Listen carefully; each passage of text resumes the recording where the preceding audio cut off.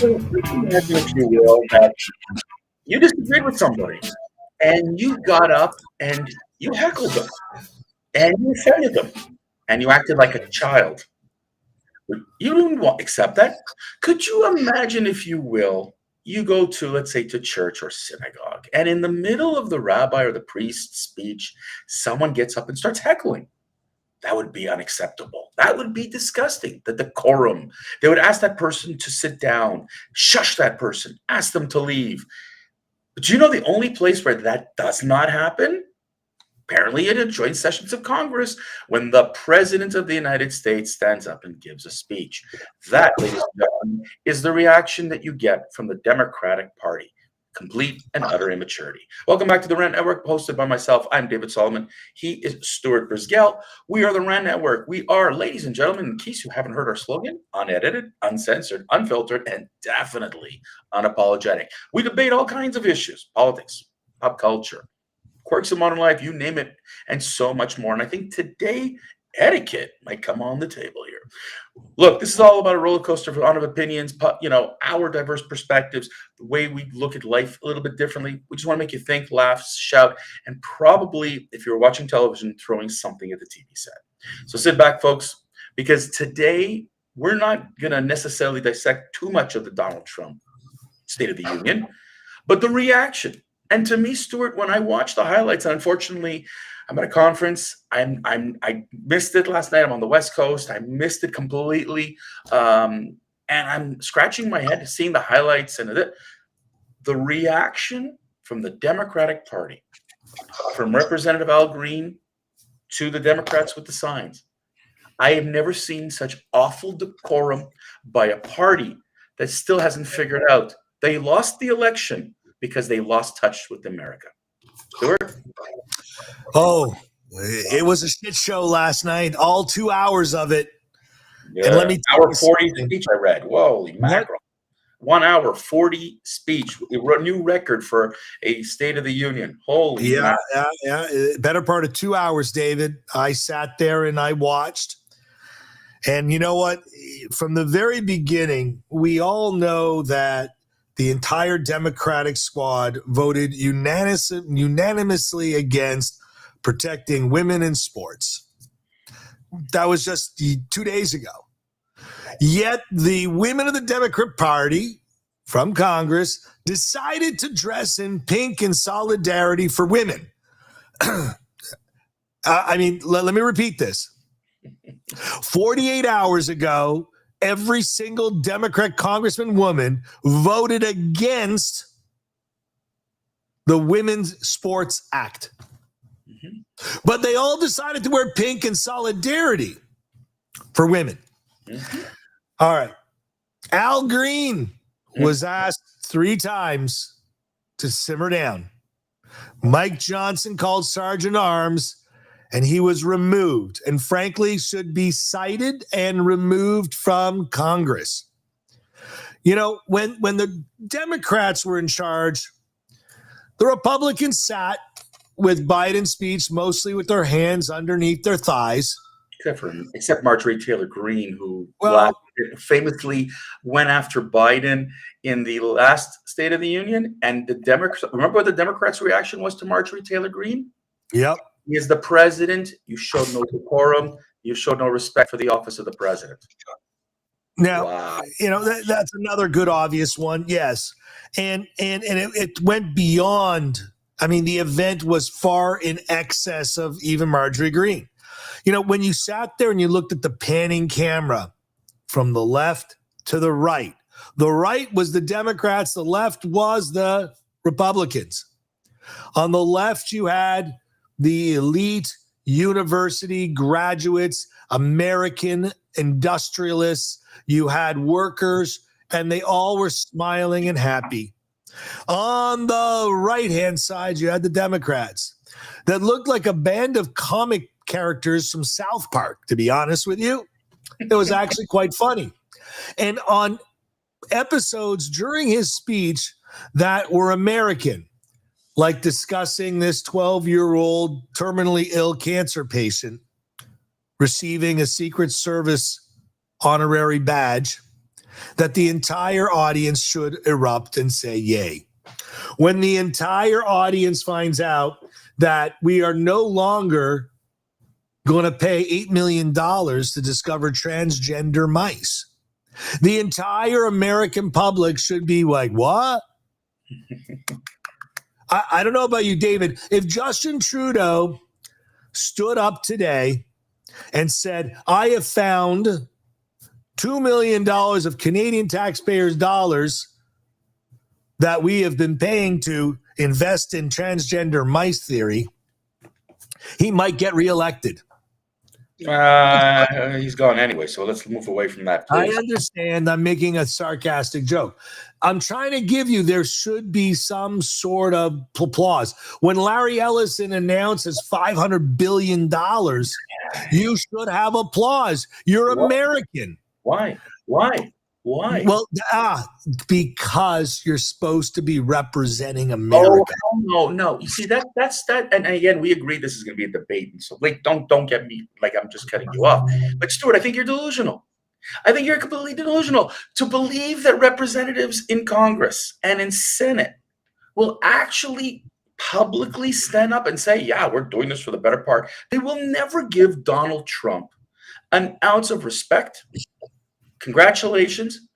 Look, to me, it's pie in the face to the Democrats. Whatever Musk is doing is absolute pie to also to the Republicans. But the Democrats were the last ones in town. They said, oh, we're going to cut, we're going to this, we're going to that. Look what they did. Biden, look what Biden's done in the last 4 years. You think the Democrats want to applaud? Oh, goody, you've saved us billions of dollars that we should have done? Come on. Stuart, I think last night's speech was, indicative of where Donald Trump wants to go. And the Democrats don't want to hear anything about it. He's actually doing work. He's actually making a change. In his first 100 days, he's done so much more than Biden did in 4 years as a president. And that's not good for the Democrats. That's not good. They don't like his stand on Zelensky. You hear the statements about Israel. If Donald Trump was to say the sky is blue, the Democrats would say the sky is green. Come on, we know that. No, I'm posting in our chat, and I got to put this up on the screen. $8 million to support LGBTQ plus in African nations of Lesotho, which no one's ever heard of. Okay. Hang on 1 second.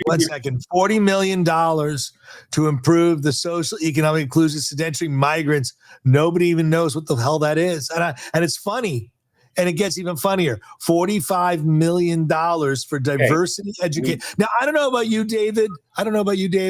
But I'd like to get $40 million to sit here on the Rant Network and talk with you about how stupid people get. Listen, let's now talk about this Canadian skirmish that's been created by this incoming administration. According to the TD Bank, the first 3 quarters of 2024, roughly 800 billion Canadian goods crossed the Canada-U.S. border, including services that boosted to 910 billion. It's equivalent to 3.6 billion in total export flows every single day. The only country that outedges Canada is Mexico by a narrow margin. There is no doubt that Canada is an important trading partner to both. But what the U.S. government is trying to do is they're trying to normalize the tariffs and subsidies that have actually gone unchecked and that have inflated to levels that seem to be unattainable to our American president. And that is not a crime. And the way in which he's doing it may be rather leverage oriented. I'm the 800-pound gorilla and you're the 80-pound gorilla. And yes, whatever you do to me, as Justin Trudeau says, we're going to hurt you back. It's very funny. It's literally for every $10 of pain and infliction that Canada does to the United States, it's only $1. But for every dollar the U.S. does of pain and infliction to Canada, it's $10. Yeah, and it's ridiculous because the normalcy. If you look at the emergency difference in energy, Canada provides the Democratic East Coast a lot of energy. Okay, absolutely. I'm amazed by what you just did. I'm quoting the TD. I'm quoting TD. I'm quoting TD Canada. Hold on. The word Democratic East Coast. So I'm going to ask you something, and I'm going to tell you something. And I've said on this channel, my displeasure for Justin Trudeau. He did say one thing that I actually had to say applause to. I don't understand negotiating with Russia has, on a war in a polite sense, diplomatic sense, but negotiating with Canada and with Mexico was hit with tariffs. So your allies get that kind of beating. No. Sorry about that. I'm sorry, David, you have amnesia. Justin Trudeau went down to Mar-a-Lago for a one-on-one with the President of the United States, where he was told that there is an issue and concern, and Justin Bieber decided to placate a guy who isn't going to be placated. Here's the thing.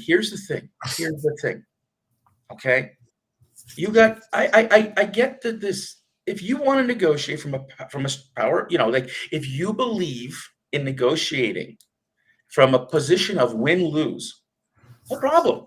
Canada right now, in terms of fentanyl crossing the border, is a problem. I agree. But is it the problem? Is it as bad as Mexico? No, but let's treat them both the same.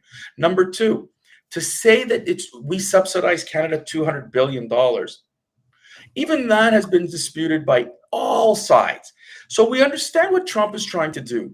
But if you're going to tell your ally, I'm going to negotiate from you by kicking you in the balls, then what are you telling every one of your allies? We sat in this channel and criticized Joe Biden for alienating allies. We criticized Barack Obama for alienating allies.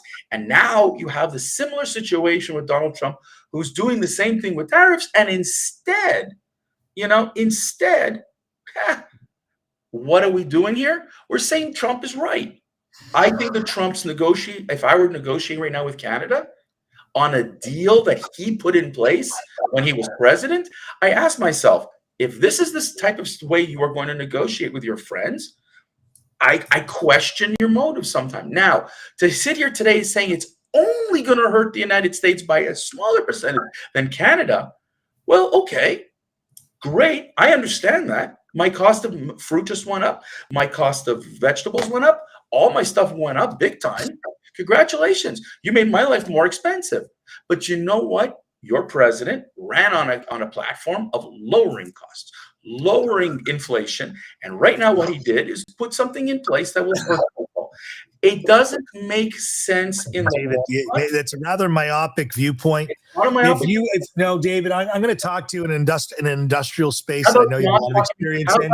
If you wanted to build a factory, you would have to invest, let's say, $100 billion. That would come out of your bank account. You would have to invest in something to get to the other side. The American public, the Canadian public, have invested in the price of eggs have gone through the roof because an American president decided to massacre hundreds of thousands of chickens. Okay, without looking at the problem, let's just wipe them out. And the price of eggs went in one direction. Listen, is the tariff concept the golden rule as the best way to do things? Maybe, maybe not. Time will tell. History will write what happens. But what I can tell you, his immediate, robust venture on pushing everyone into different corners has allowed the conversation to happen at a rapid rate. You're right. The President of the United States, in your opening sentence, says he's done more in 45 days than most presidents have done in 4 years. And you didn't hear the speech because in his speech, he said for between 4 and 8 years, he's done more in 45 days. It's true.